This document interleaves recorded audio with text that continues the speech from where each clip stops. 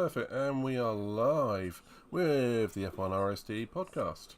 And I'm joined by the Pedro today. Hello. So, Singapore then. Exactly. When was the first year this was brought in? 2008? 10, maybe? Was it? Oh, yeah, it was actually. It was there Yeah, I or think it was thereabouts. actually 2008, yeah. There or thereabouts. And they said earlier on in the official one that this is the first one without Seb, apparently. Mm-hmm. So, that's how I guess it was 2008, because I know he started in 2007, 2008. So, yeah, okay. So, yeah, it's the first one, and we got a track alteration around, turned 13, 14, 15? Anyway, a whole segment's been cut out. And we have some new tarmac, and we have some new team. Well, not new teams, we have new parts, so the same old teams, like that Papaya one that's on screen in front of me. And, yeah, well, it might as well be a new car, allegedly. Worth mentioning that this track layout change is only temporary, because they are doing some sort of, like, repairs on that part of the circuit, or just doing some sort of construction. So once that is finished, we should be back to the previous layout. So the one we've had, most recent layouts before this one, obviously. Interesting. Okay, so don't expect it to be sticking around, basically. Yeah. Fair enough, I guess. And this has actually made the lap times 10 seconds quicker, roughly. Yeah, we did expect that. They did say 15 the other day. I can't remember where I saw it. I read it somewhere. It said 15 seconds. I'm like, that's ambitious. Here's something you might not know. Sorry to interrupt you. Apparently, the drivers were pushing for the FIA to introduce another DRS zone for that. Technically, just a new straight that is replacing that set of the corners 14 to 16. But apparently, some of the teams were against that move, so it hasn't materialized. I'm guessing Red Bull wanted it and the others didn't. Yeah, I mean, I think the drivers were all in a consensus, but the teams weren't. Some teams, at least. Okay. Well, it's always going to be some teams. It's always a political game when it comes to Formula One, one way or another. So, yeah, at the end of the day, they're all going to fight their own corner, literally. Okay.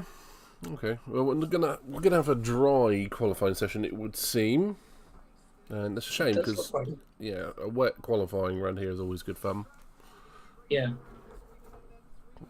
So one of the slower tracks with only it is more corners than it is straights, and it's always 90 left, 90 right for the most part. Yeah. So it's very much a slow configuration. Well, it's going to be quicker now. Are they adding an extra lap? Do you know? I'm not sure about that, actually. I think I've seen that the amount of laps has changed. I just don't know. It'll only be one or two, because all they do, I believe it's like 300 kilometres, and they just add a lap until they get over that. To that Probably. Effect. I can only imagine it's going to be one or two at most. Probably just one. I mean, let's face it, that little distance when they go left-right, that distance is probably only 20 metres. But I was just wondering, considering it is quite a significant change. Okay, so according to Sky Sports, they just added one lap. So instead of being 61 laps, we are actually going to have 62 laps. That's fair. And if it's going to stay dry anyway, it'd be, it probably is going to stay dry. Which is a bit of a novelty for around here. Well, it's either dry or it's, there's literally a boat going down the pit stop. And got a bunch of cars already waiting to go out. Yeah. And I'm not sure if you were if you had the chance to watch free practice. I did not this time. So surprisingly, Ferrari were on top throughout all the 3 sessions. I think Carlos Sainz was on top for all of them, and both Checo and Max were constantly complaining about the cars under braking, because they were saying that the rear end was a bit loose. Obviously, we've had a few changes, technical directives coming in this week, in regards to, I believe, the rear wings. And I mean, we all know that free practice sometimes isn't fully representative of everything, but if this trend stays, we might see Red Bull struggling and possibly just other teams doing better. Max might only win by 10 seconds instead of 20, is what you're saying. Yeah. I mean, saying that, Max and Checo finished in the top 10, but like I think it was like 6th and 7th, and then 7th and 8th. And I believe Checo was ahead of Max in both of those occasions. So he did win here last year. Yeah. And I think it's one of the few tracks where Max hasn't won. What's that on top of the halo for Mercedes? Sorry? What's that on top of... For Mercedes, they just put something on top of the halo. I don't know if it was a fan blowing down or something. Let's see it. It's probably a fan, yeah. Okay, so potentially Red Bull are struggling. Potentially. Otherwise, we'll see what actually happens. We're not doing the alternate tyre, whatever it's called, where we're going hard, medium, soft, which I liked. Yeah, I actually quite like that format as well. But we're not doing that. Shame. However, Ferrari do seem to have stepped up the game, and as you quite rightly said, the technical directives have come out, and it was I believe it was the front wing. I heard front wing, where they've done rear wing as well. I've heard front wing and floor were being tested to make sure the rigidity was in keeping with the rule set. We'll say that.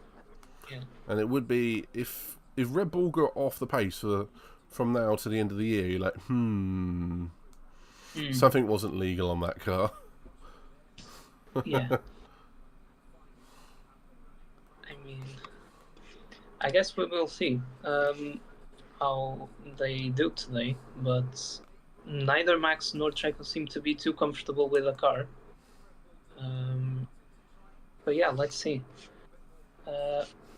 Just as a curious side note, do you want to have a guess as who holds the official lap record around here?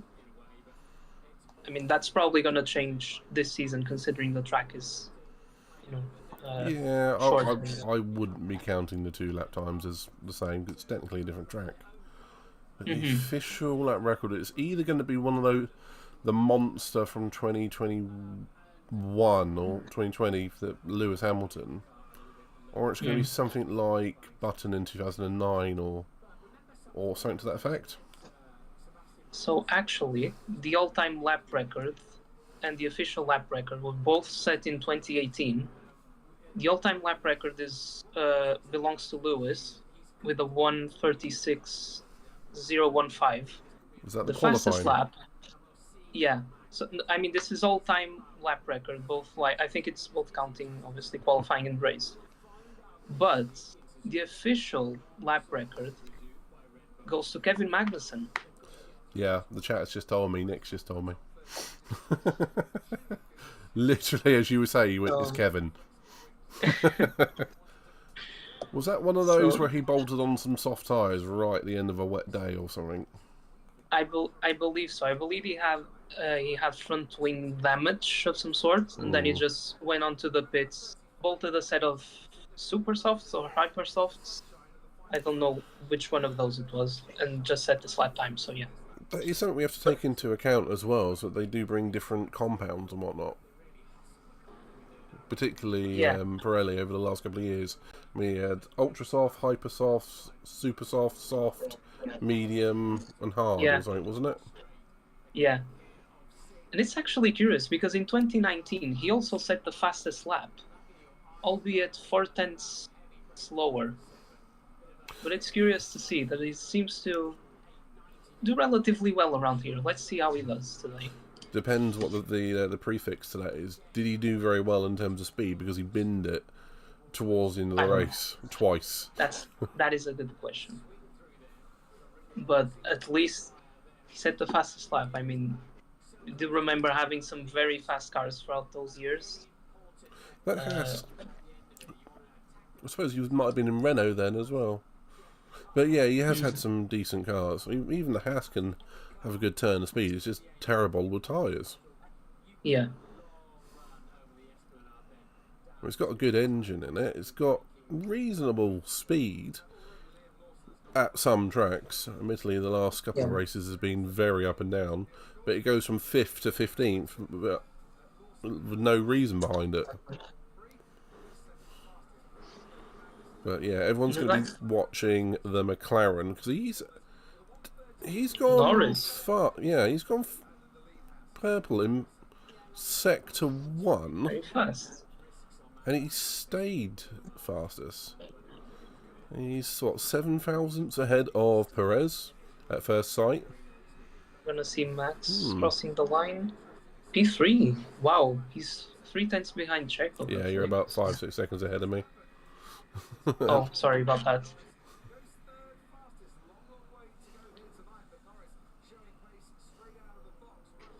Also, allow me to just diverge a little bit again from the qualifying, just because I'm seeing the timing sheets obviously, and so Zhou Guanyu renewed this contract with Alfa Romeo for 2024. He did. But Alfa Romeo, before signing this new contract with him, approached Nico Hülkenberg. But I think the move was vetoed by Steiner, so just an interesting little side note. Oh yeah, well, he had a 2-year deal with Haas.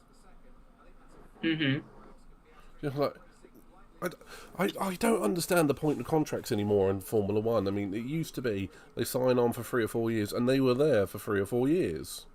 Unless literally they fell out with each other, or, you know, one driver kept repeatedly binning it, or, you know, incredibly bad reliability from the team. Now it's like, I've got a 5-year contract. I'll be with you next year. Huh? I mean, the teams do, in those cases, I believe the teams do need to have to give some sort of compensation to the other. So, but I agree. I think the drivers are signing longer contracts at times, but they don't really mean as much as they used to. Yeah, exactly. I mean, a couple of drivers do. Max and Leclerc do seem to be willing to go out their full term. I mean, Lando as well, if you want to, I guess, because like he has stuck with the team, like even with those horrible cars, some of the horrible cars they've had throughout these last few years. True, but we are seeing that those upgrades seem to be working. McLaren seem to have got a lot better at upgrading their car. I mean, we've seen 2 or 3 years in a row where that McLaren has been a dog at the beginning of the year and podium worthy halfway through. It's like, how have they done that? Yeah. I think even this season they are doing even better than last season. You can see a massive bump in the road there, down that straight. You can see where the course should be joining and rejoining, and it's a big bump right in the middle of the straight, and it looks like it's about a foot. Yeah, it's probably less than that, but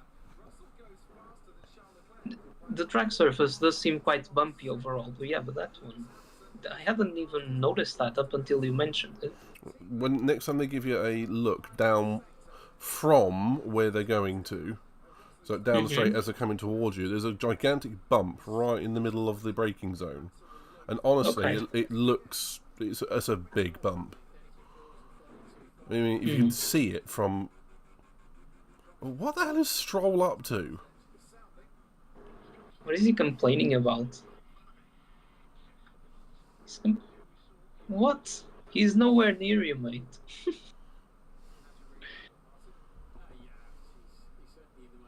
impeding. He was nowhere near. I think that was Sargent. Like he was nowhere near Sargent for there. We might be looking at a different feed because he was only about 30 feet in front of him on my feed. Was it? Yeah. I think I've only got the footage from the last. Oh yeah, he is actually. He is. I mean, I still think he's overreacting a little bit, but I can see it. F1 drivers. But Stroll was absolutely hacksawing away at the wheel. I mean, compare him to any other driver, they're nice and smooth. Stroll looks like he is literally just soaring at the wheel. And Yeah. what we're seeing at the moment is a lot of drivers are going very, very slowly on the outlap. Apparently what they're trying to do is save all of the tyres and keep them nice and cool, so that at the end of the fast lap the tyres don't overheat. Yeah. And it's interesting you also mention about Stroll, because on his onboards I usually see I don't think he holds the steering wheel as hard as other drivers do, because it's always shaking a little bit, and I'm not sure if if there's some sort of setting that the drivers can change according to their liking, or it could be. I mean, that could be a steering rack mounting travel. It could be how he likes it set up, but it does seem a bit odd. Yeah, because if you have the opportunity to watch one of his onboards, you'll see sometimes under braking his wheel is shaking quite a lot compared to other drivers. I'll tell you what, this Williams livery, I don't like it. I think I'm gonna have to agree with you on that. I don't necessarily. They let the fans vote for the livery. They gave them 4 options. The fans obviously chose that one, but I don't really like it that much. If you're talking about the Gulf liveries, I much prefer McLaren's one at Monaco in 2021. Being fair, I don't like that colour blue. It's like just a pale blue, and orange to me doesn't go. But yeah, each into their own. Some people love it, fair enough. But I like the Williams dark blue and black livery. Yeah. It's one of my favourites. Also, are you seeing the gap between 1st and 7th? I was. So far. Oh, now 1st and 8th. The 1st and 14th was only 7 tenths. Yeah. Oh look, there's a rare sight, Maxim P1. I was going to say on the starting of the podcast that Ricciardo was hoped to be here, but when you look at it, it was just surgery and then back to Singapore. That's not clever. So I'm glad they've seen the light and not sent him here. From what I've seen, they also might not put him straight in Suzuka. Because I'm watching. I've actually just watched the timing screens. Lawson in P10, that's phenomenal, I'd say. He's currently ahead of Yuki, and Yuki has had the upper hand. Yuki was actually very impressive throughout the free practice sessions. Obviously, they might have been running a little bit less fuel compared to other teams, but it was still looking quite dialed in and quite quick through the practice sessions. But going back to what we were saying, I think they want to delay Ricciardo's return, because I believe the original plan was to return for this race. Then they changed it to Suzuka. And now they might wait for another race, because obviously Lawson has some experience at Suzuka, having driven there in the Super Formula, and they just think it's going to be a really good test for him. Yeah, it's just a good back-to-back. Just to really gauge how good he is, because I don't think he has any experience around Singapore, if I'm not mistaken. A lot of newbies don't, one way or another, because it's a street circuit. It's not used throughout the year. Yeah, because Formula 2 doesn't go here, I don't think. At least it's not on the calendar. Hasn't been on the calendar for a few years. And even when he was in Formula 2, he never had the opportunity to come here, obviously.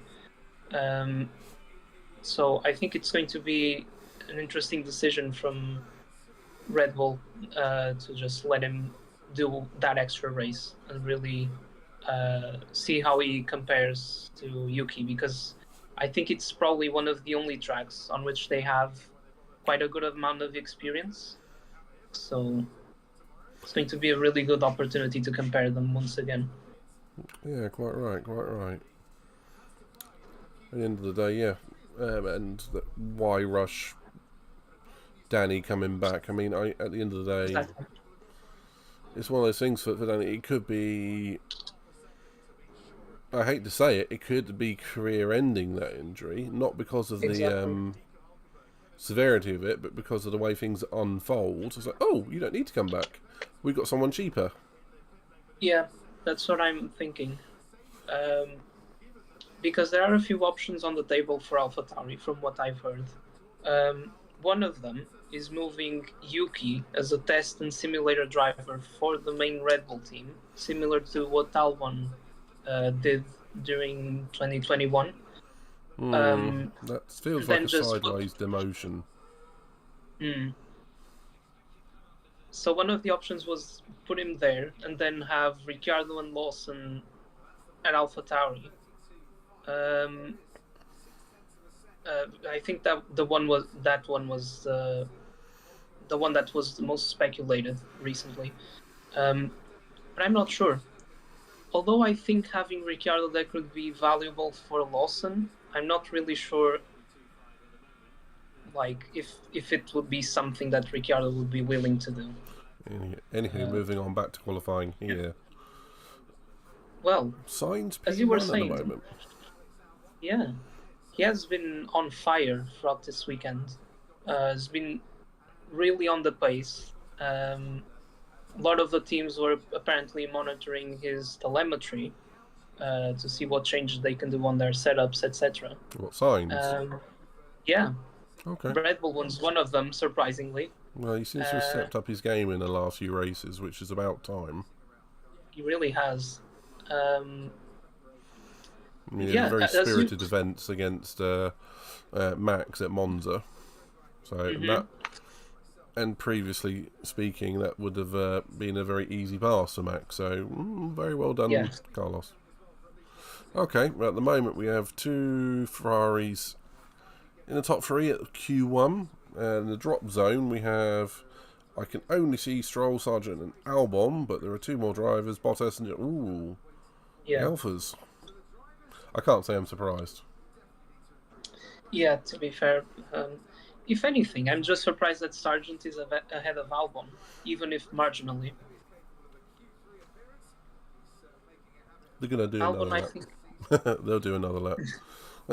I wouldn't be too surprised if we see one of the Haas drop out of Q1 and then Albon get through. That would be my guess. But Yeah. I'd like to see the gap between Hulkenberg and Sargent. That would be nice. So Albon is nearly a tenth and a half up now in Sector 1 with fresh set of softs. Zhou's going slower. Well, not as good a first sector anyway. But there is a lot of noise of the drivers being slower in Sector 1 to try and help the tyres survive Sector 2 and 3. So, you think Yeah, that wouldn't be a because big factor? that sector one does seem very demanding on the tires. You'd think that wouldn't be such a big factor this year with those two corners, which are going to cause a lot of scrub, not being Yeah. there this year. Yeah, exactly that. Oh, one thing we didn't mention is they've resurfaced some of the straights and some of the inside of some of the corners. Yeah. Ooh, that's not really ideal for Albon there. That's a bit lucky if he got through there. Gotta put some traffic. It's a very good lap time for him. And as you were mentioning, I'm really surprised to see Oh, how Max might not get his small the lap. gap is. Did Oh, Oh, Max was complaining that there was a lot of cars. He may have just crossed the line 1 second to go. oh my god. Wait, what have I Huh? just seen right now? What? Are you seeing what I'm seeing? Pigs flying? Yes. Huh? Tsunoda, Magnussen, Hulkenberg. No, sorry, Tsunoda, Hulkenberg, Magnussen. Okay, P1, P2, and P3 at the moment. This has got to be track evolution. This is clearly track evolution. Still. Oh my, Perez is still behind Tsunoda. Lawson's purple in the second sector. Awesome. P4. Okay. To be fair, the gaps are really And now I small see between P4. the drivers. Huh. I wouldn't have put money on that. Oh! Oh my goodness. What's Stroll up to now? Oh no! Was that Stroll? Yes. Oh no. You just know going on board with Stroll when he's hacksawing away the wheel. Wow, that was a big shunt. That is rear wing, front left, front right, front wing. A new car, basically. Wow. That might even be gearbox as well. Oh, Crofty's making a meal this one. Fingers crossed he's okay. He's hit a Tech Pro barrier. He's fine. I mean, the one thing I am very grateful in this sport these days is I'm very seldom worried about a driver after hitting a barrier. It's just, he's going to be winded. He's not going to be feeling great, but he's fine. Actually, you can see the rear suspension has collapsed. Yeah, that car doesn't look good.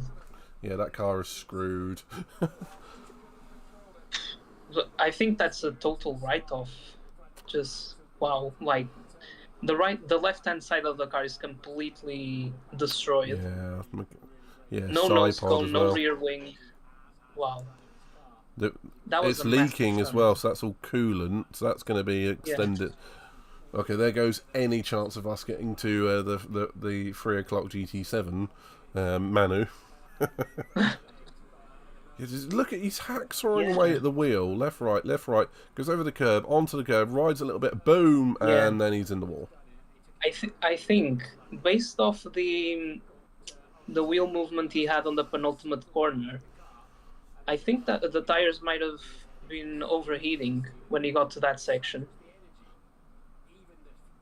I was going to say, I've just noticed something. A wheel come off as well, and that is...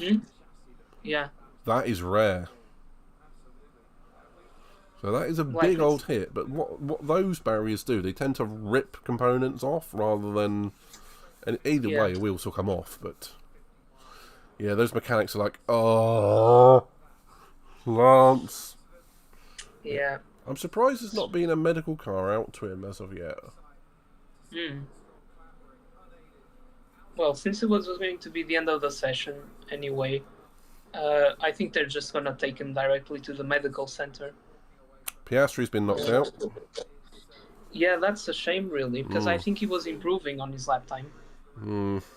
So that's unlucky for Piastri. And no surprise on the Alfa Romeos, Sargent and Stroll out. Albon did get through in the end, so I'm calling that one. Yeah. But... No. I'm still in shock with the fact that Tsunoda, Hulkenberg, Lawson, and Magnussen are in the top 5. I know it's still Q1, but like it's just not something you see every day. I'm putting that down to track evolution. There's nothing you can say that's going to change my mind. Interesting. Okay, so that's going to be at least 15 minutes before they get that sorted out, because they've got to, frankly, sweep up the remainder of the car, all the bits off it, put the barrier back together, which will be probably fine, but they will have to move bits about. Sweep up all the fluid, put some concrete dust down. Yeah. They're at it already.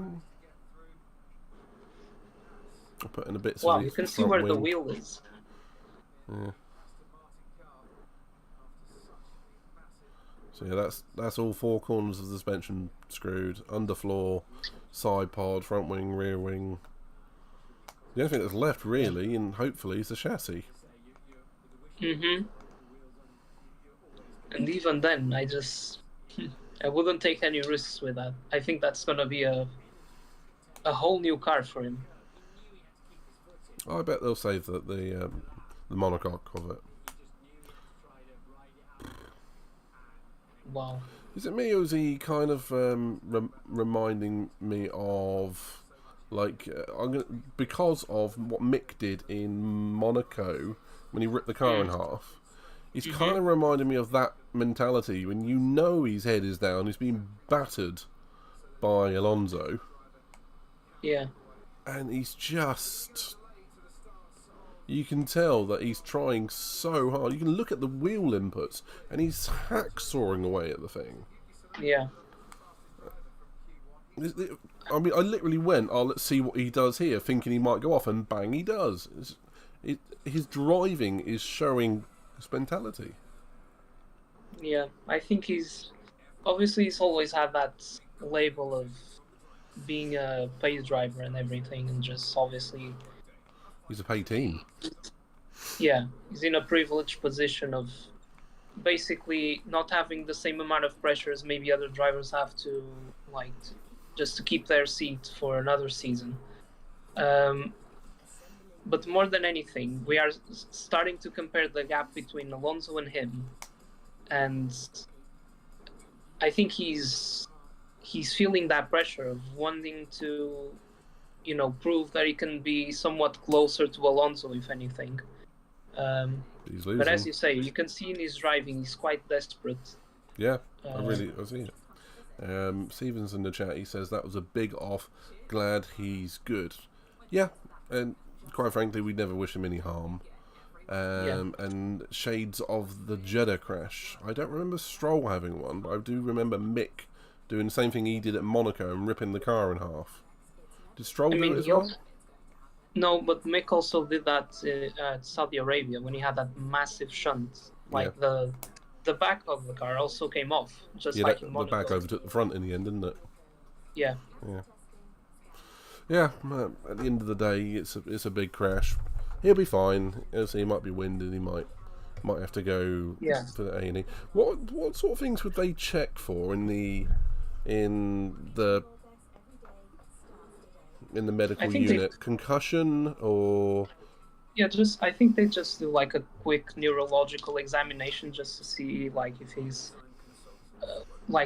if he's orientated and stuff like that, and just general tests to prove if there's not any nerve damage or anything. That'd be the sort of the main thing to look for. I mean, the blunt injuries are very unlikely in Formula One these days, and sharp injuries, I mean, you look for blood. So generally speaking, they're concerned about the head. Oh, and as Stephen also said, the whiplash, head, neck, hand injuries. I hadn't thought of that, but basically head, neck, and spine. Yeah. I mean, everything else, if it hurts, you check it.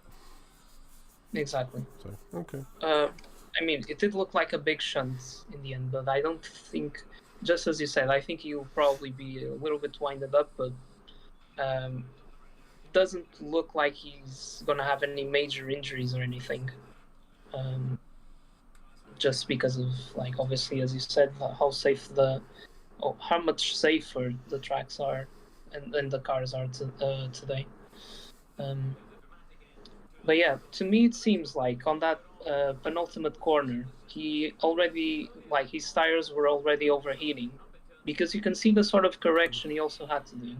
I'm bored with him now, and he's just... He takes like 5 bites to get to the apex every single turn. Yeah. Oh yeah, they're showing the incident with... Is that Sargent again, or was it Albon in the end? Couldn't quite tell. That was absolutely... what's the term? There was a car park on the last corner when he was starting his lap. yeah, that didn't help matters, but So yeah, it just one goes to in, show he was 1, so on the limit 2, here. Just look at this, like 1, that correction, that big correction he had to do there. 1, 2. He's taking 3 bites at that corner. Mm. And I think he bottomed out on that outside curve. He definitely did, yeah. Yeah. You can see it just go clang back down.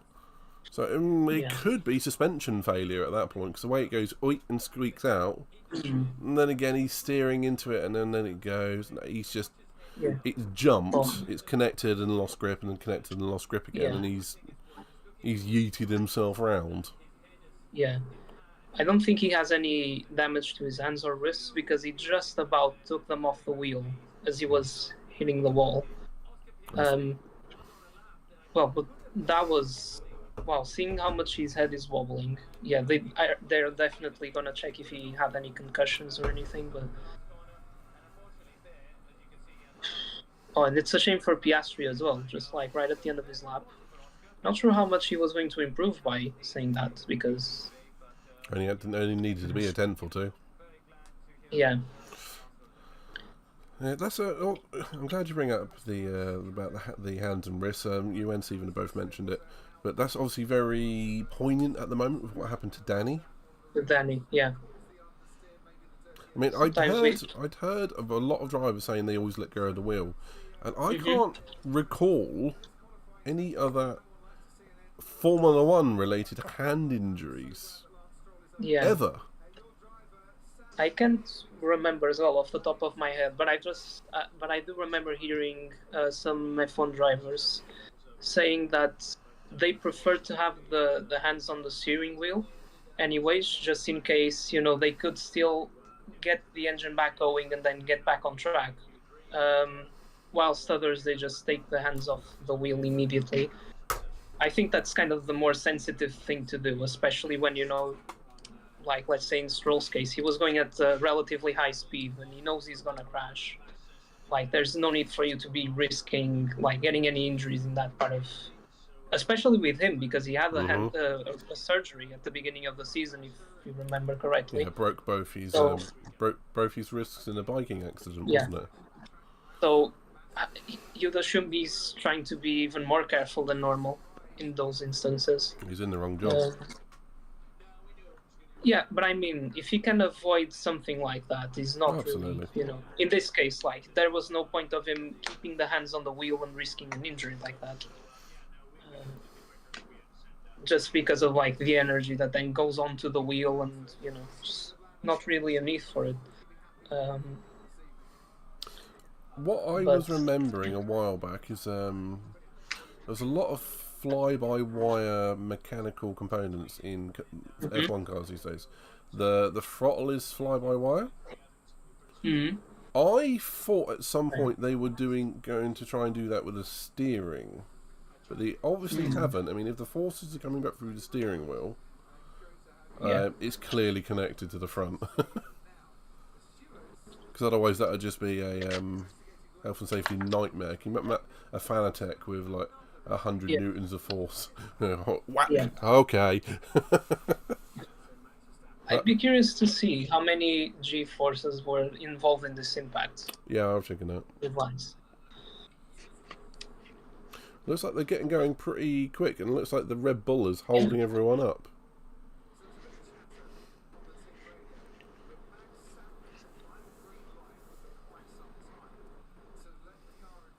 What do you think about these graphs of the track dominance? Where they just compare to the drivers and see, like, which corners or which sections of the track they are quicker at? What do I think about the what, sorry? Because they've introduced this season that track dominance graph. Oh, that, yeah. What do you think about it? I like it at the moment because they haven't watered it down as like what this means. If you literally say this person's faster at this part of the track, I like it. They went for a period of just doing idiotic graphs at all the point. So this is what this means, and overtaking graph for the pit stop. Don't show me that. Don't ruin the fun. But you know, if they literally say this person's quicker on this corner, this person's quicker here, like, particularly against completely agree. teammates, I like that. Yeah, I completely agree with you there. I think it's smaller details, but that in the end just make the experience more enjoyable, I guess, or at least help you compare like two drivers, something that are like in similar lap times. You can see, oh, this one is quicker through, let's say, like a straight, or this one is quicker through the slower corners. It's always interesting to see those comparisons. Adrian Newey, 206 wins, Drivers' Championships 12, Constructors' Championships 11. The man is a genius, isn't he? If you track where he's been from 94, no, hang on, 92 onwards, you can literally watch a team go when he's there, when he's not there.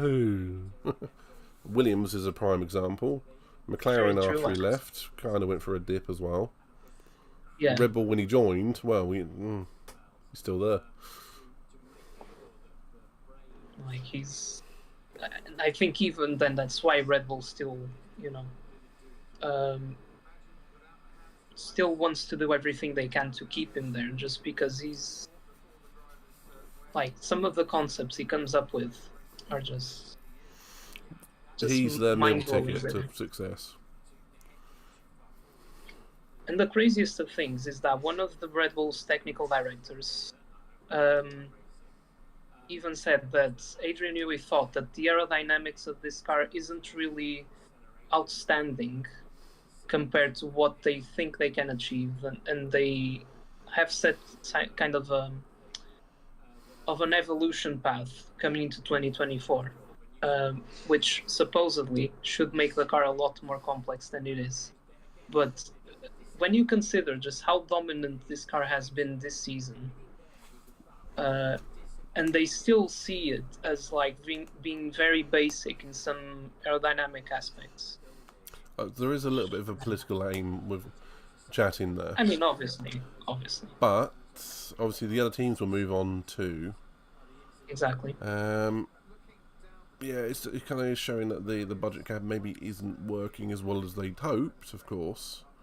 I did have another point which just left my head as soon as I thought of it.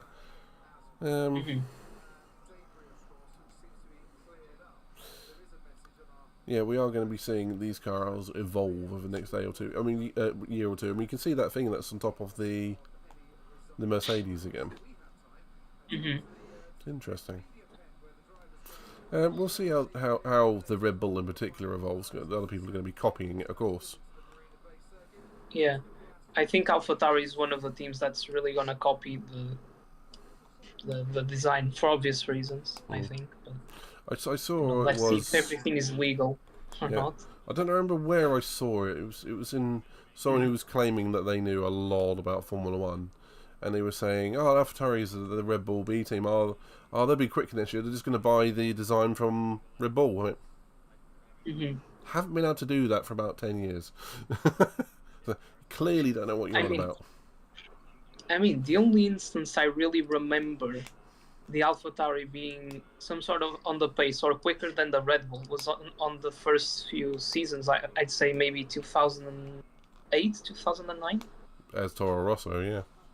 As Toro Rosso. Yeah. I mean, they for the first season, or might have been second season. Either way, they got to run a V10, a detuned V10, because they couldn't afford to mount the V8. Yeah. And I think also. Oh, sorry. No, it was just me just going, rolling my eyes at them being able to afford it. Yeah. And I also believe, I mean, I guess you could also count 2021, where they just had that really good car. But obviously, I think with Yuki being in his rookie season, like still kind of inconsistent, I think they underperformed a little bit because that car was quick. That AlphaTauri was in 2021. Well, if you remember the Sauber Alfa Romeo, when that was the first year of that deal, and Leclerc in it, and it was very, very fast. Next year, it was a dog. Yeah. It's amazing how teams turn around and go the wrong way.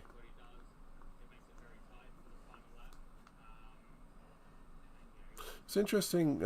Obviously, all the drivers are having dry ice basically blown at them, which is essentially carbon dioxide. So they got to be they got to realise that they can't breathe it in, and they can't just billow it down straight into the cockpit, because then it will just suffocate themselves.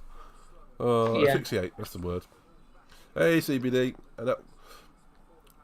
I'm not going to fully agree with you, say it's a scary crash. I mean, it definitely didn't look good. But I'm at the point of looking at all these crashes and going, he's fine. Because he crashed into a TEPRO barrier. And F1 safety is so good these days. I mean, it would have felt pretty damn awful when in it. But from the outside, I was like, he's fine. I was more worried and more... I thought his driving style was more scary than anything. I mean, honestly, we were watching Stroll, and he was taking literally 3 or 4 bites each corner to hit the apex. Even then, he didn't manage it.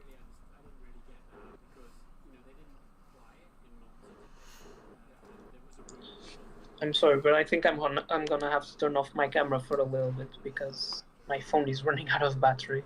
No problem. Go right ahead.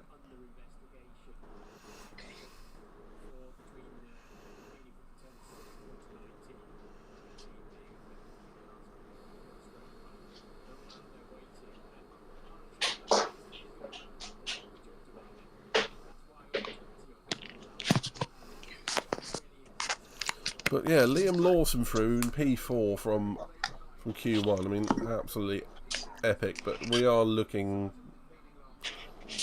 at a very mixed up grid due to the fact this is only Q1. There was a crash right at the end of it from Stroll. And a lot of drivers did not get to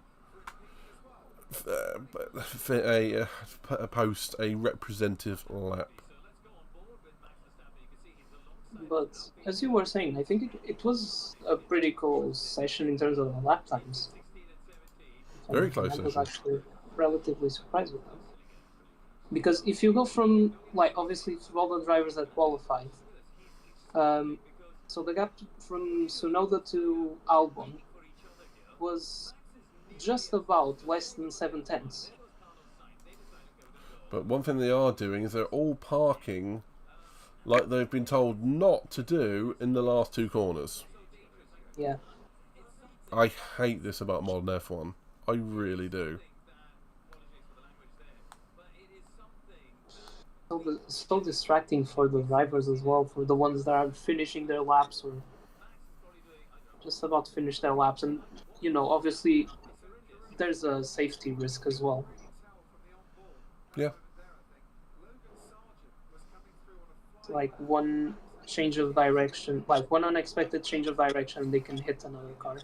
Yeah, I mean, it's asking for trouble. It really is. I mean, we see this at other circuits like Hungary and even like Monza through the Parabolica, but that's mitigated by a long straight beforehand. They can just queue up on the right-hand side. Not a problem. But because all the drivers want to be the last man over the line and have the best possible track due to the rubber going down into the tarmac, they all sit there and wait for everyone else to go through. Yeah.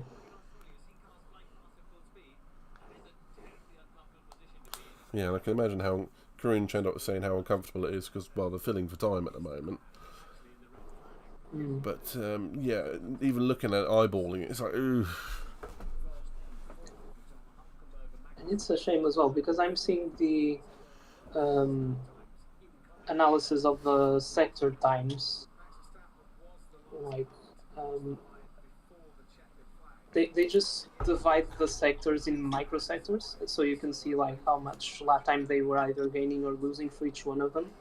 And I think in Stroll's case, if he hadn't crashed, it would have probably been enough for him to get out of Q1, which then again he should be doing every time. But still. CBD says Hulk P1 coming up. Let him cook. Not sure what you mean by let him cook, but yeah, show us what you got, Hulk.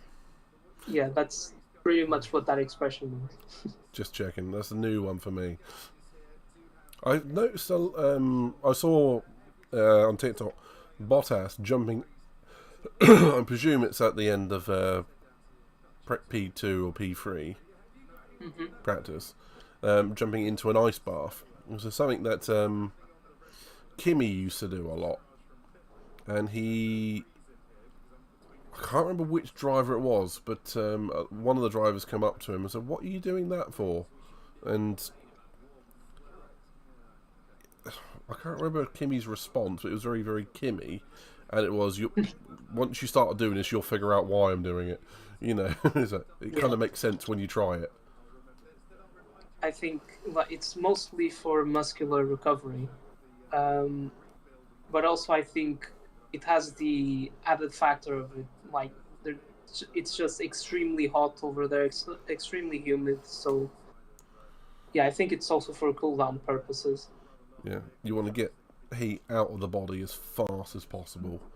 When you think about those drivers, they're in overalls, fireproof layers, not one layers, Yeah, as well as their clothes and underwear. the helmets, and the boots, helmet, the heat that comes from the engine into the cockpit. Yeah. Obviously, the outside temperature as well. It's and all the air rushing past them, all that does is just turbocharge it at them. Yeah. So that's why you see all of these dry ice machines just blowing cold air onto them. I'm surprised they're taking quite so long to...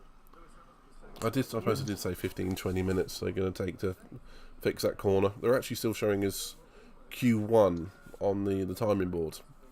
And we haven't been given an all clear on when it's going to go. Yeah, I called it. I called it. They are replacing part of the barrier. That's what's doing it. Yeah.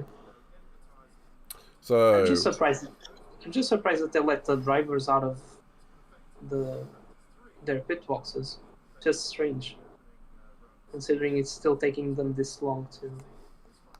Well, that's up to the teams, isn't it, if they want their drivers to be in comfort or not. So, CBD says, how do you guys think Perez is going to do? I'll let you field that one. No, because he's had the upper hand on Max the entire weekend. I mean, apart from FP1, but then again, is what it is. He's been stronger than Max in the last few years, at this track at least. Obviously got a race win last year.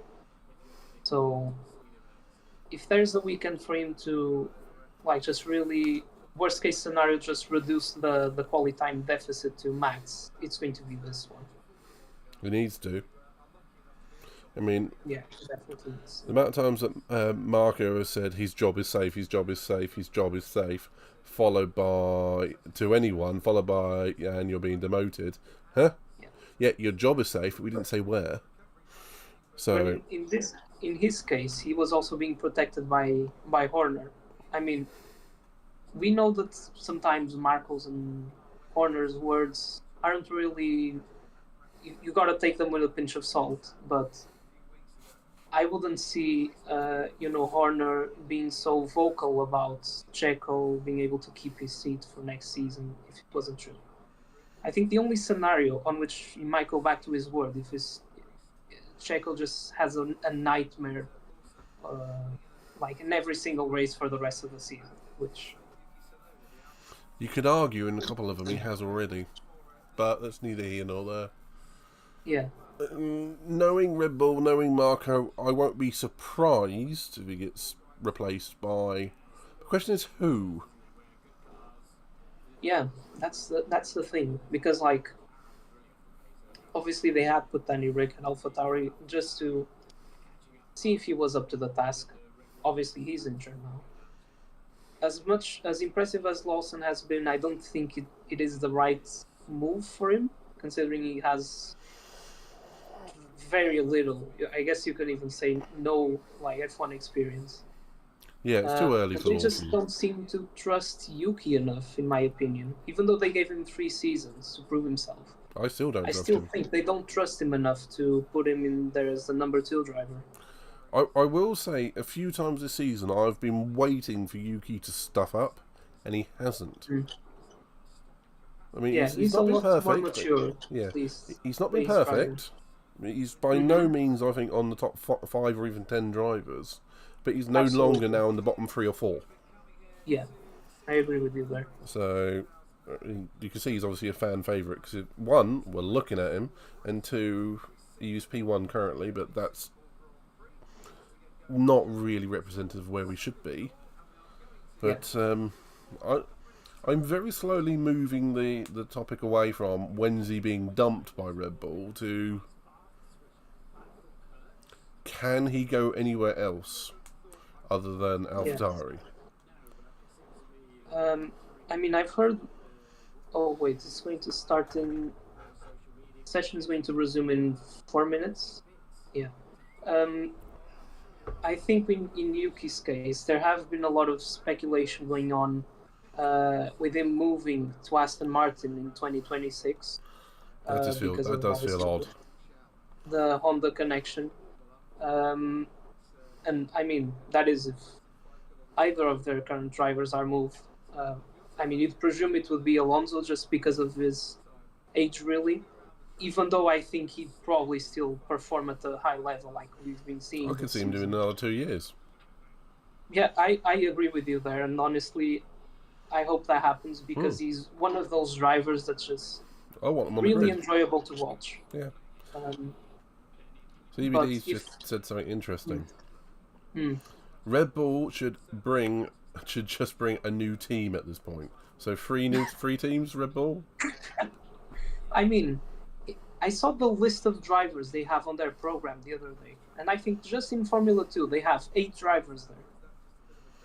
Like, what are you going to... I mean, I know you want to attract as much talent as you can, but like, what are you even going to do with that many drivers just contracted to your academy if not even like half of them is going to have that chance? Well, the way I would look at it is the best will rise to the top, and they'll have a very somewhat negative academy complex. It's like, you know, they're like Darwinism. The strongest survive, the rest are cut. Yeah, which is somewhat toxic, somewhat very old-fashioned. However, it did give us Max and Vettel. Yeah, I mean, if Ricardo. You talk about, like, if you're talking about like even current drivers on the grid, you can see like Carlos Sainz as well from their academy.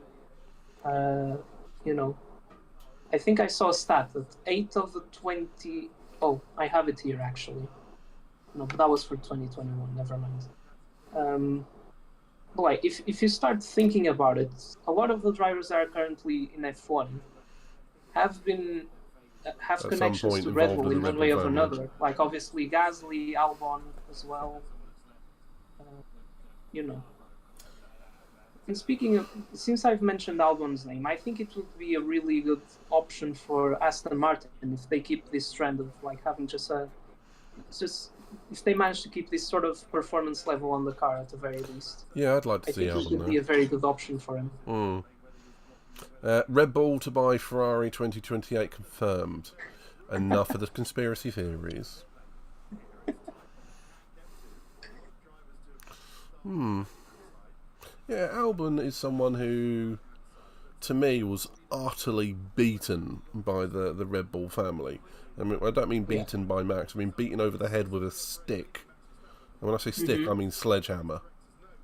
Yeah. When I say sledgehammer, I mean freight train. So, I am so glad he has gone to Williams, and he's chosen to stay there of his own volition, because he knows you can have a failure once in F1. Some only get the one chance. But you don't get 2 chances. You don't get 3 chances if you get it wrong twice. Yeah. So for Albon, the fact he's staying where he is and outperforming the car, outperforming his teammates, is only doing good things for him. Yeah. If he were to be matched up with someone like Alonso or Max again, that would defeat him. Yeah. He needs to be with someone of either equal talent or equal mentality. Yeah. Like, as much as I think he has improved, and it's clearly visible, I think he's been one of the most impressive drivers for me this season. Yeah. I don't think he's really at that level of, like, Max and Alonso, those sorts of drivers, as you said. But I could easily see him. Like, I saw this the other day. I think it was Tomo F1 who was doing a video regarding how could he improve the F1 driver pairings, and he just used this really set of criteria, and he actually came up with a driver lineup that could probably be quite interesting in theory, which was, in the case that Lewis retired, having him and Russell at Mercedes. Yeah. I think they seem to have a really good dynamic together, but then again, so did Lewis and Nico when they first joined Mercedes, but then I'd forgotten things about that kind of one. soured. But Sour was an understatement. Right. In theory, because drivers are on track again.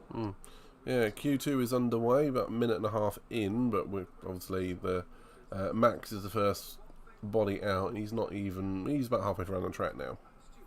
Mm-hmm. So we're on track again, and the two Mercedes boys are still sitting in the garage. Yeah, they always seem to leave their runs until later in the session compared to other drivers. Which, let's face it does bite them sometimes. The amount of times that Lewis has been caught out in the last couple of years because of a red flag or a set of yellows. Yeah. Stroll is an evident point here, isn't it? Yeah. And you see Max is going over the bit where Stroll just was, and you can see a bit of dust being kicked up. Quite normal. They put that down to absorb all of the radiator fluid and oil and that sort of stuff. Takes a while to clean up. Yeah. To be fair, there wasn't much of it. I have seen some tracks over some years, and they've basically just blanketed that part of the track, and it's coming up for like 20 laps. Mm-hmm.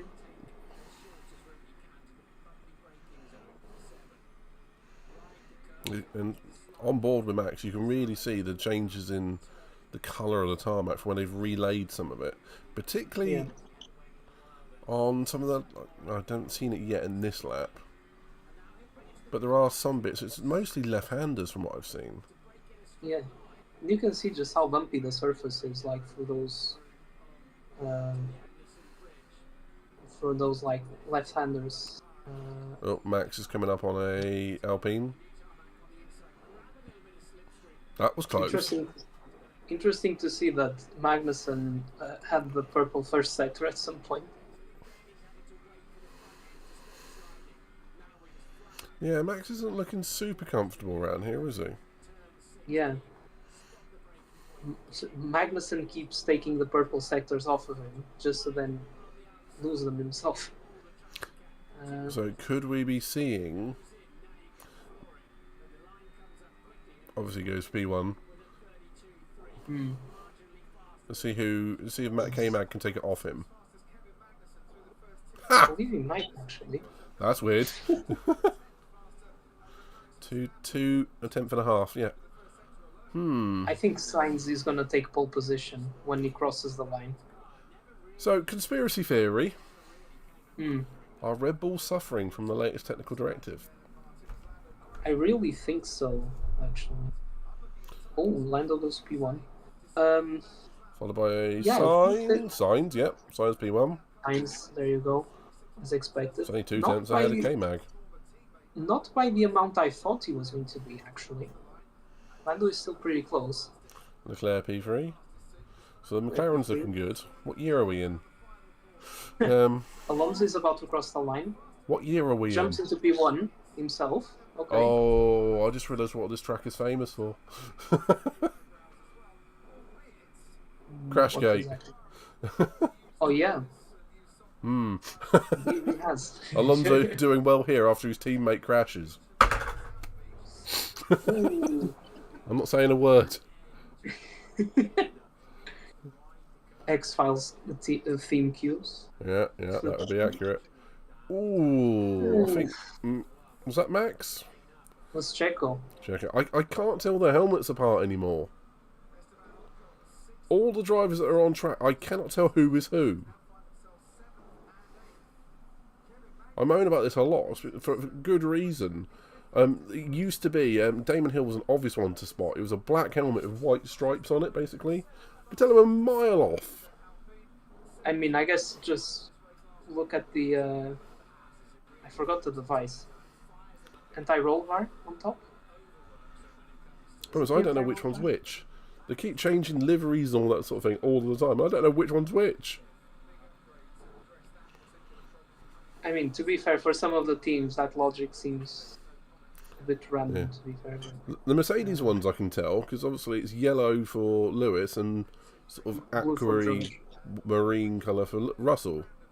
Yeah. That one's obvious. That I really like. Okay, as we see, Russell on track. Top 10 at the moment. Alonso, Sainz, Norris, Leclerc, Magnussen, Ocon, Gasly. Right, only 1,000th apart. Yeah. That's consistency. 8th and 9th, Verstappen and Perez. Yeah.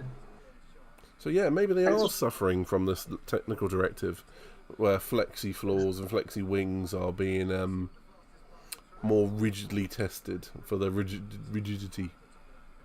It's definitely looking like it.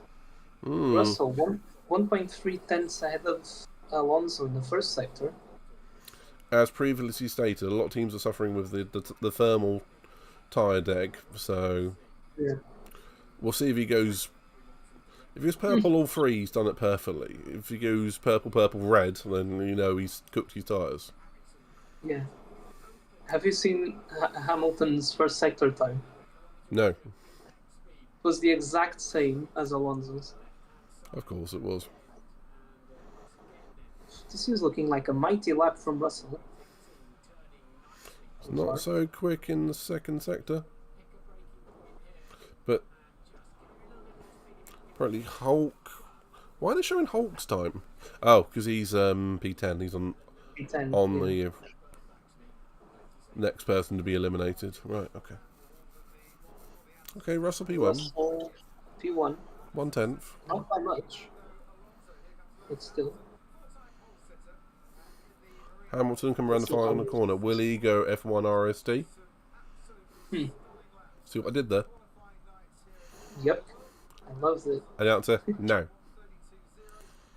P5 for Hamilton.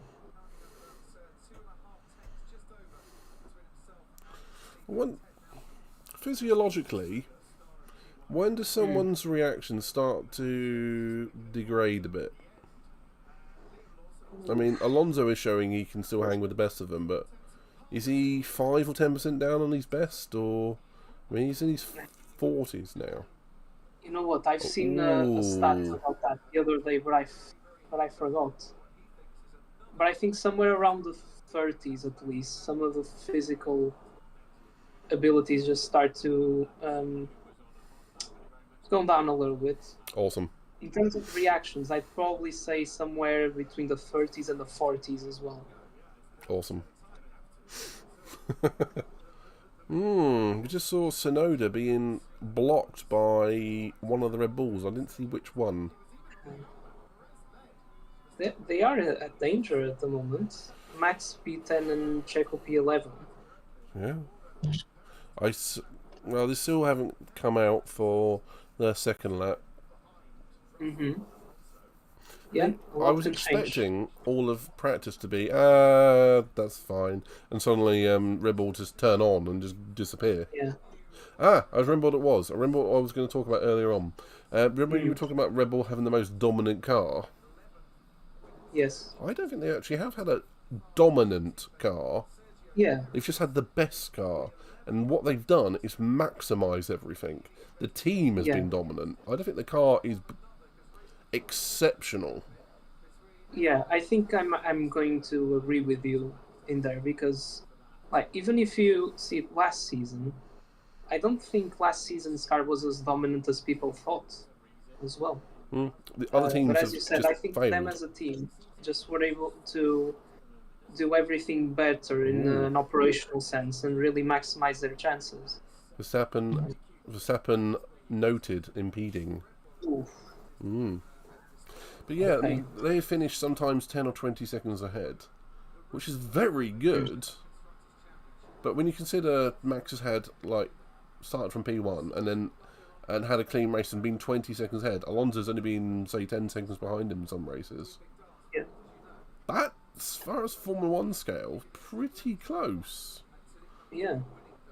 I mean, Especially. I remember a couple of instances. It was 1998 when McLaren turned up and he just bolted and then they almost lapped everyone.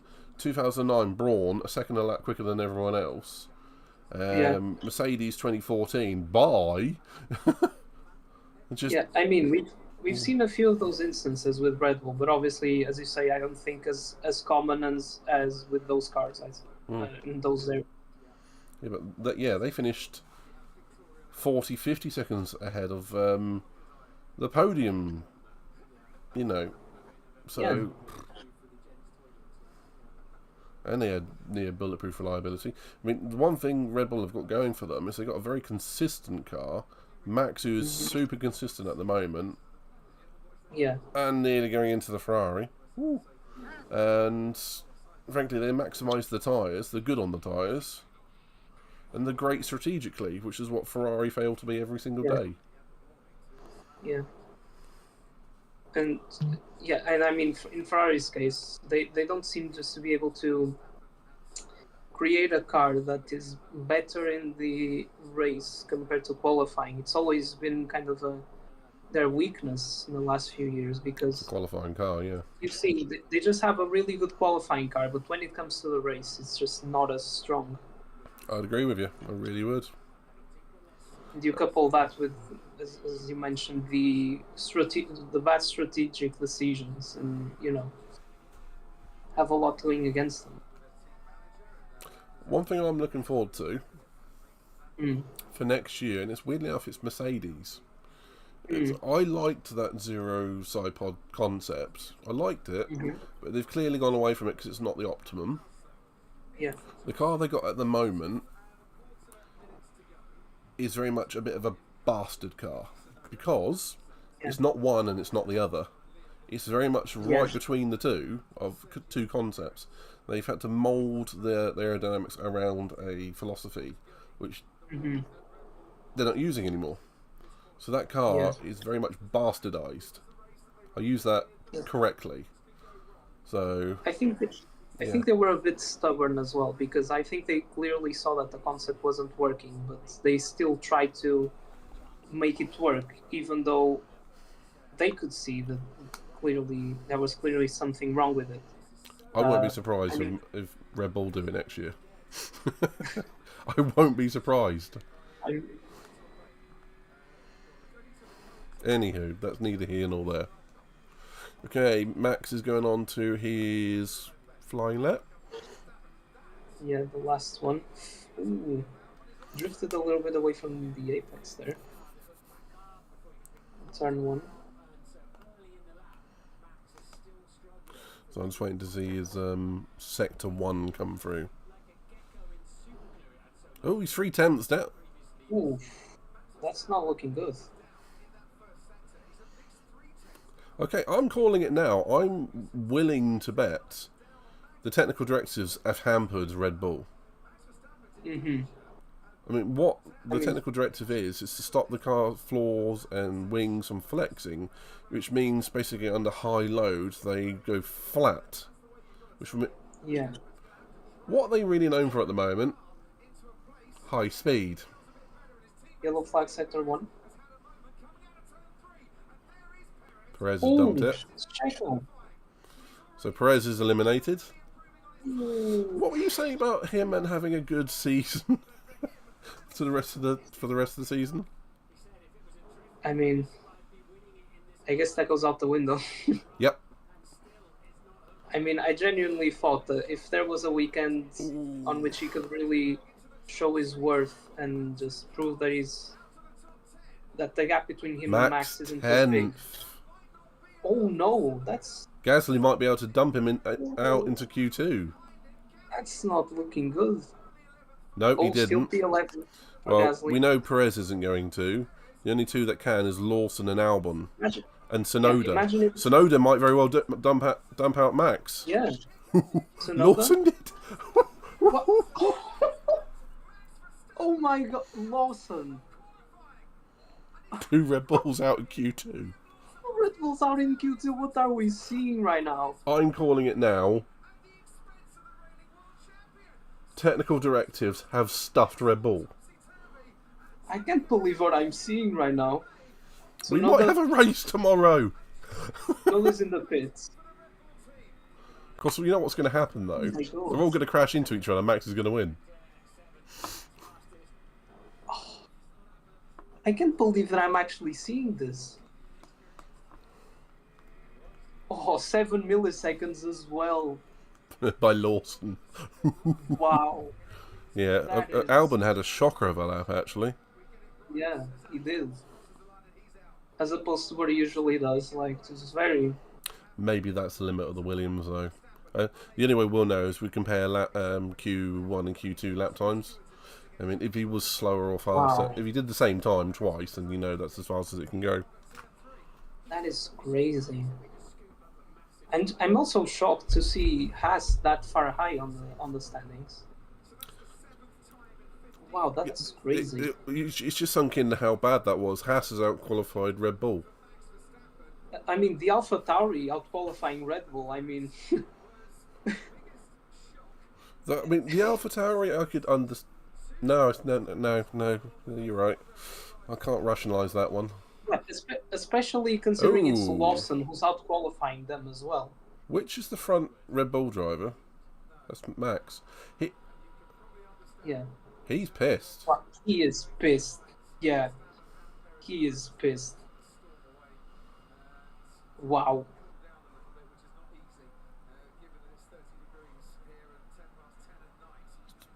Why is he jumping out of the car and... Is he Wow. going to someone? I'm not sure. Oh, he's going to the stewards, I think. The stewards because of that incident with Tsunoda, perhaps? Possibly. But he was Wow. one blocking Sonoda. Sorry? Max blocked Sonoda, not the other way around. Yeah, but that's why he's being called to the Yeah. stewards. A bit weird to go straight out the car, straight there. I mean, I think that's also a mix of the frustration and everything. You could tell, like, even during free practice, he was really frustrated with how the car was behaving. Wow. You'd think that with the amount of wins he's got in a row and that thing, he'd calm down. I mean, he really does not help his reputation. He is a hothead. Checo, Epic what are you doing? talent, but a hothead nonetheless. Yeah. I mean, it's just that, mentality of always wanting to, perform in the best of his abilities, I guess, which is understandable if you... Yeah. I mean, you always want to... Every racing driver wants to be first. But sometimes Yeah. you have to take a good result Yeah. and minimise the... particularly when it comes to F1, I mean, the cars are living, breathing things. They're set up completely differently from every other car, other than having 4 wheels. The only standard component on a lot of them is the tyres. Yeah. So, I mean, admittedly, some parts are now standardised, but that's neither here nor there. But, yeah, not every car's going to do well at every track. I mean, I do think the technical directive has really hit Red Bull. I mean, what else could it be? Suggestions on a postcard, please. That is crazy. Why Red Bull slow here? They've not had a prop in Monaco. They were pole position, weren't they? Yeah, and then Checo had the shocker of quali and then race. Oh yeah, well that was. I don't think that was down to performance really of the car. Yeah, we had like 4 or 5 in a row, didn't they? Yeah, but like I'm mesmerized really because I thought it was going to be one of those instances, and I think Q1 kind of showed us. Okay. You know, yeah, they are struggling in free practice, but they might, you know, be hiding something for the actual quali. So, you'll take that with a pinch of salt. But yeah, this from Checo. I mean, I know he went on top of that curve. Max made the same type of mistake actually. I think you're gonna see it on your feed anytime soon. Watching it. There you go. Yeah. Just goes over the curb, and that really unsettled the car. Went wide at the apex, and I think, yeah, they just. I don't even remember Red Bull having 2 cars out in Q1 and Q2. Yeah. When was the last time that happened? Yeah, that's what I was wondering. I'd say that probably goes back to somewhere, I don't know, maybe just at the beginning of the hybrid era, perhaps? It's probably more recent than you realise. I mean, there was a one-off somewhere. Yeah, I'm probably forgetting one of those, but... I mean, all teams have a oopsie day. CBD's just said, ouch, I was rooting for Checo. Sorry, man. Yeah. You have to root for the Haas boys now. I mean, they're faster than the Red Bull, apparently. Honestly, I'm very surprised with Haas' performance, considering they were, I think, the only team who didn't bring any upgrades for this weekend as well. Haas always seem to do that, though. They seem to just race the car that they brought at the beginning of the year. Yeah. You'd assume, even with the sponsors and the money they brought in, obviously they said that they were going to be able to spend almost to the limit of the cost cap. You'd presume that they, you know, at least do some more upgrades on the car, but apparently not.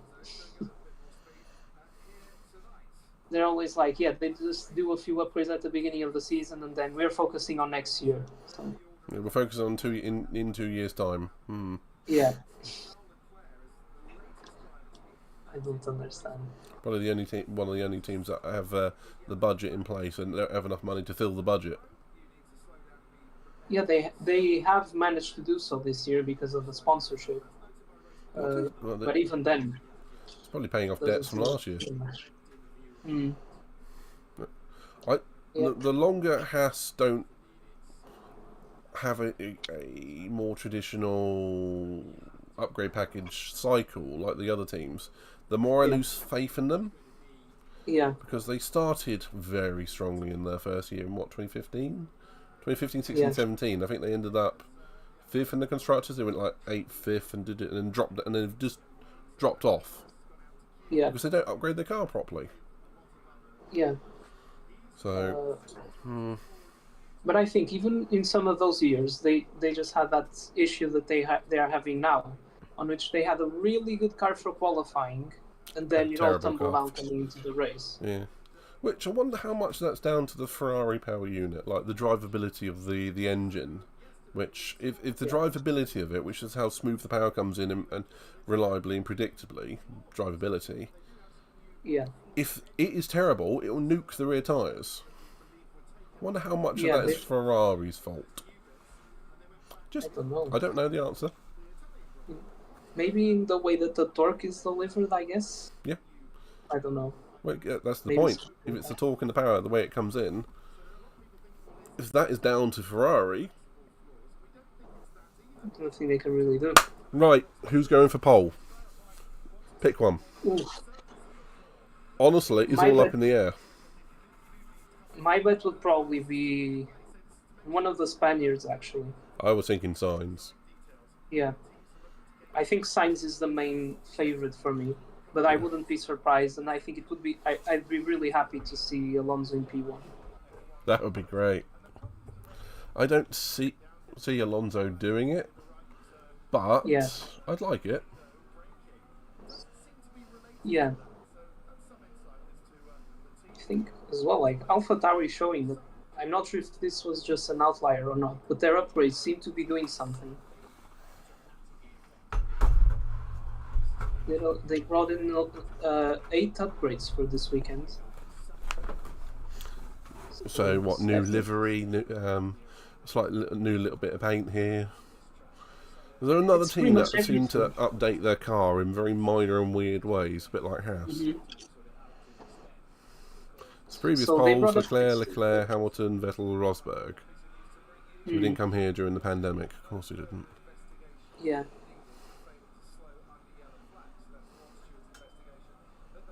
I wonder if Max is going to end up with any penalties from qualify and start at the Yeah. back. I mean, even if he starts at the back, I think this could be a really good opportunity for him to take some engine penalties as well. I was wondering that. Shouldn't Yeah, if you're having a terrible race weekend, strategically go, oh no, all these parts have failed. Turbocharger, Then- ICE, electronics. I'll have a new set, please. and have a 200th place with. So, McLaren and Honda at any time between 2015 and 17. That was such a terrible period for McLaren. The only good thing about that engine is it sounded quite good. Mm.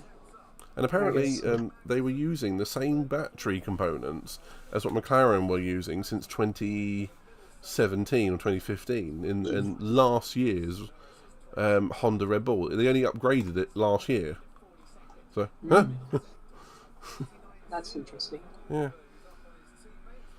Well, either it didn't need it, or they finally figured out how to actually go quicker than it. Anywho, right, we're into Q3, and we see Sainz, who is absolutely pushing the envelope. I think K-Mag has just gone purple in one of the sectors. Norris has gone double purple, so ignore me. So CBD says Hulk P1, realistically, one of the Spaniards, perhaps a Merc if lucky. Yeah, I was thinking the same thing. I was going to say, I was actually going to change my prediction. Maybe Lando as well. He seems to have an outside shot to that pole position, I think. Alonso goes Let's not P1. Him down. Norris P1. There goes Lando P1. That's 6/10 ahead of Alonso. That's a good lap. Yeah, I think Sainz. it's really open. I think it's really open for pole position. Wow, nice lap from Carlos as well. Let's see what Leclerc can do. He jumps into P2. Okay. Russell Sainz was has been fastest in the having first good sector. Oh, Russell. Yeah, Russell does seem to be like He likes it around here. Ocon up to P7 behind the Haas. Haas I. Okay, Russell round the final corner, hasn't done a stroll. P4. Okay, so it looks like the Mercs are quick in sector 1, the Ferraris are quick in the last 2 sectors. Yeah. Oh, I bet McLaren are kicking themselves. Well, it's not their fault, but I bet McLaren are kicking Stroll, because otherwise it would be Piastri somewhere up in the top 3 or 4.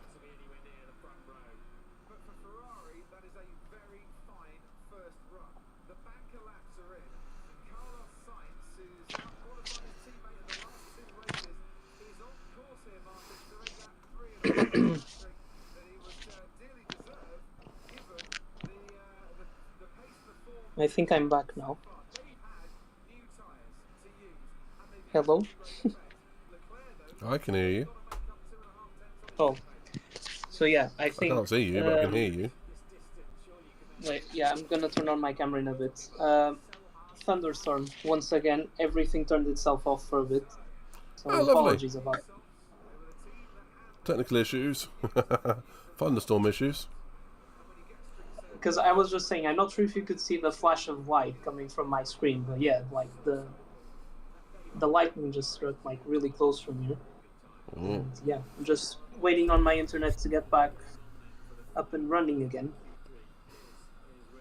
Because I'm not even being able to watch the feed over on... You should be able to see it on Discord. Yeah, that's what I'm doing. Okay, so anything has changed since Nope. I disconnected? No, we had Ocon go P9, Lawson P10, obviously. CVD says Ferrari powered cars for the win today. Mm. I don't think we're going to see the Haas up there. Honestly, I think Carlito, I think he's got this. Yeah. He has been dominant this weekend. Yeah, Leclerc doesn't seem to have an answer for him, which is strange to see. I mean, halfway through this year, I was ready to say replace Sainz with whomever else, and one of the options that other people were talking about was Albon. Yeah. But Sainz is doing a lot to keep his drive at the moment. I mean, he's got another year on top of this one, isn't he? Mm-hmm. So I think the car is definitely suiting Sainz more than Leclerc at the moment. For one of the highest rated talents on the grid, Sainz is a bit Leclerc is a little bit anonymous in the last couple of races. Yeah. It's been an interesting phenomenon, really, because, like, you could also say the same about, like, when he was paired up with Lando at McLaren. Obviously, everyone had really high hopes for Lando, still rated him very highly. But they were actually quite close to each other. I guess in that case, you could say that Lando was inexperienced. And if they were paired up with each other now, I'm not sure if it would have been as close as it was before. They did have at least a good couple of years, but yeah, but it does seem to be quite matched up with the obviously the drivers he's been facing throughout his career. Anywho, last lap. Last lap for everybody. Looks like we're gonna see the Mercedes lads stay in the pit longer. A lot of the Mercedes boys are trying to use the force. Hold out their hands. Maybe it worked on Stroll. Yeah, I don't think we're going to see, even with all the upgrades, Norris take pole. 3 tenths on the final lap. He's going to have to banzai it, though. Even just to improve, I think. Might split the two Ferraris. If he's... Perhaps. Yeah. Where is Alonso at the moment, by the way? Because I can't quite see the timing sheet from here. Is he in P6? The Mercs are coming around turns 2 and 5. Alonso, I think, is at turn 13, just ahead of Sainz. Which position is Alonso in? Is he in P6? Alonso is in P6 on the time sheet, yes. It goes Sainz, Leclerc, Norris, Russell, Hamilton, Alonso, K-Mag, Hulk, Ocon, and Lawson. This is going to be an interesting shootout, I guess you can call it. It is basically a shootout at this point. The one thing I don't like about this format is that they've used a lot of soft tyres for this. And it's going to mean there's not going to be none left for tomorrow. Fresh ones, anyway. Yeah.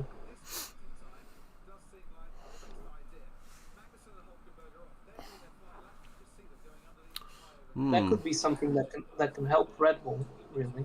But then again, considering how unimpressive their performance was today, they're probably going to struggle a lot in the race. Well, let's see. There goes Lando. Here's a question for you.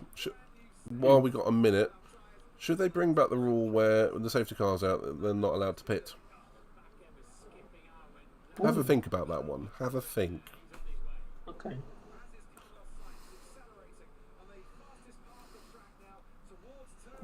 Sainz is going faster. That is just...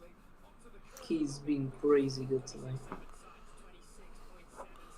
Norris is faster than the original pole time. So it's pretty close, actually. Leclerc, both Norris and Leclerc seem to be pretty close. About 2,000 difference. Which is about the size of a mosquito fart. Yeah, it would be curious to see just how much of like what can cause that such a small difference in the lap time. Oh, Sainz, yellow second sector. He was a tenth and a half up, so yellow just means it's not better. It could be 1,000 slower. Could be. Leclerc, purple second sector. Okay. Is looking good for him. Okay, Sainz has definitely gone quicker. He just didn't have a purple middle sector. Norris crossed the line. Is Lando. P2 currently. Leclerc behind. Here he comes across the line. P2. Ooh, so close there. Yeah, less than a tenth wow, between them. Ferrari 1-2 at the moment. Let's see what the drivers behind can do. Russell, purple second sector. Yeah, Russell seems to drop off in the third sector though, so I'm not worried about it. I mean, he's definitely going to jump up, maybe fourth. I mean, K-Mag's in P4. Oh, shut up. P2. Damn, how did you do that? For Russell. Great effort. Let's see what Hamilton can do. P5. An expert around here. Russell was done very well here. Wow. Yeah. Really surprised with him. I didn't think the Mercedes had that in them to challenge that highly. 4.25 attempts ahead of Hamilton. Around a track that Hamilton and Vettel have dominated at for the last 15 years. That's what I was going to say. It seems very unusual. Yeah, Hamilton has not seemed fully at ease in the last couple of races, has he? Russell seemed to have the measure of him. I think they have been changing quite a lot, really, because sometimes Hamilton is in front in quality, sometimes it's Russell, and it seems to vary a lot from race to race. But yeah, like I'm really happy with this qualifying session, to be honest. Yeah, it's one of the better dry ones.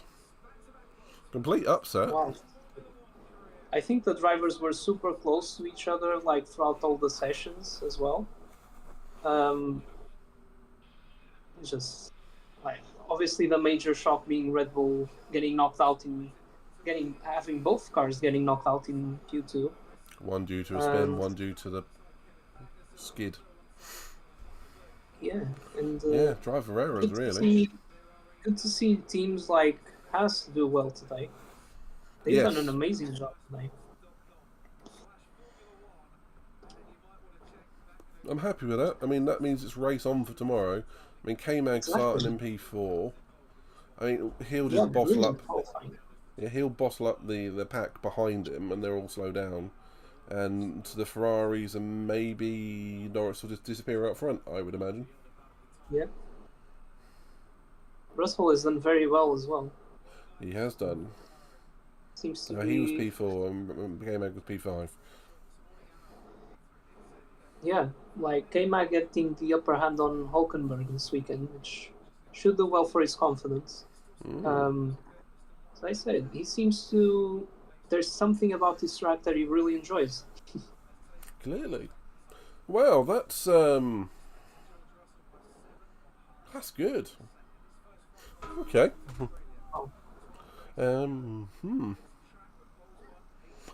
I'm looking forward to the race tomorrow. I mean, around a track that I thought, well, I don't like. I thought we were going to get no action at all. Yeah. Obviously, I haven't been able to check the weather forecast for tomorrow, but are we expecting any rain? Not to my knowledge. But either way, the Red Bulls starting outside the top 10. We have a race tomorrow. I mean, they're clearly going to finish in the points, but... Yeah. Still, it's not necessarily the easiest of tracks to overtake.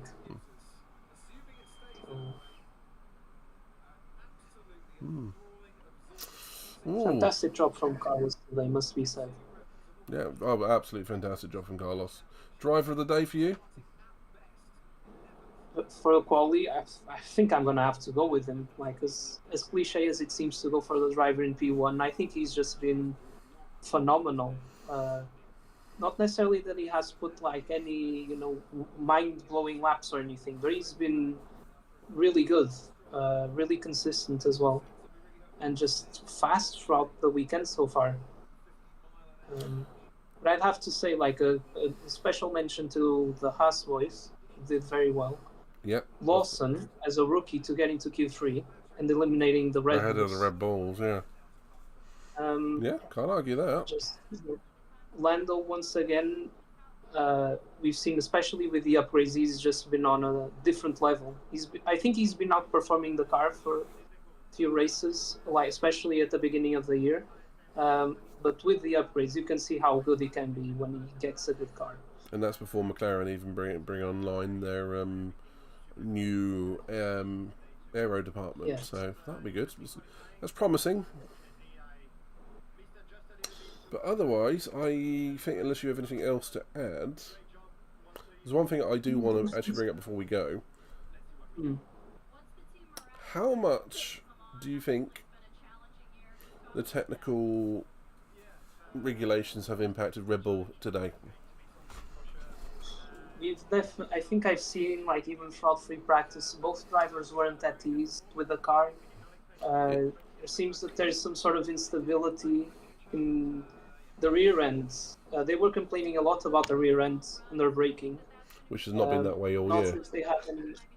Not sure if they have done any setup changes accordingly, but that car didn't look good today. And I mean, I think if they don't perform well this weekend, they'll surely know what to do to try and improve for the next few ones.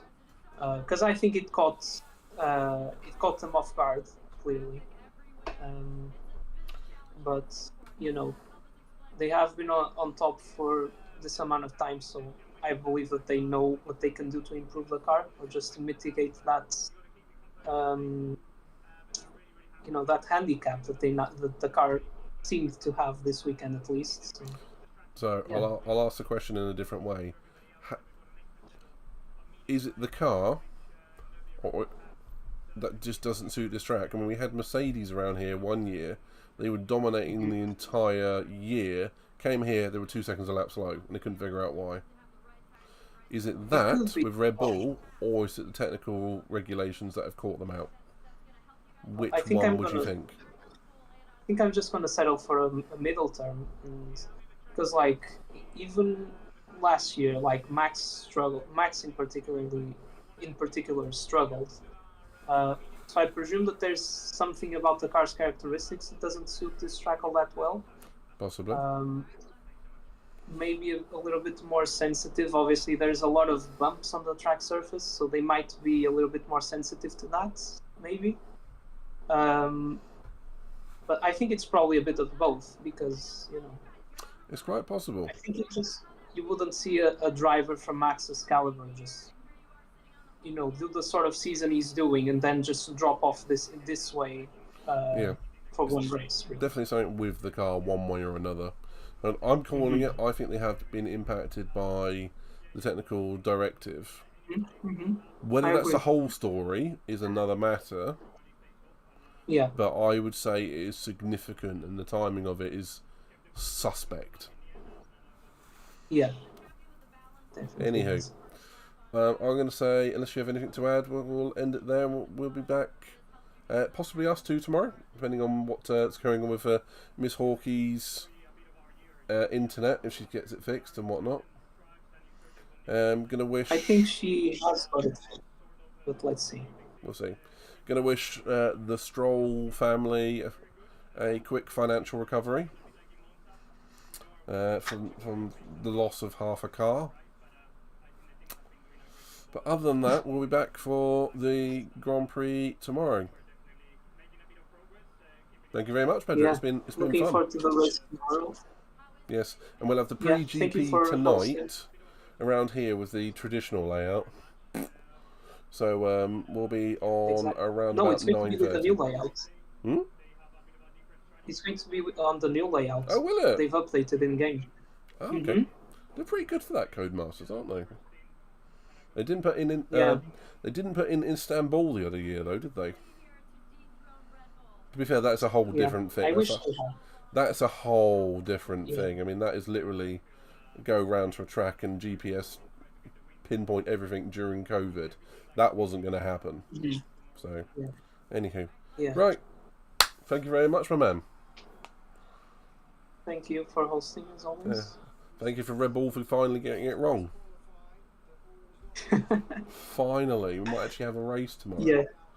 On that note, see you Yes. next time, and we'll be back Been tonight. spice things up. Back tonight for the pre-GP, which is going to be Saturday night Yeah. about 9:30, and tomorrow for the actual podcast for the watch along. Thank you, Pedro, and bye. Yeah. Thank you. See you, everyone.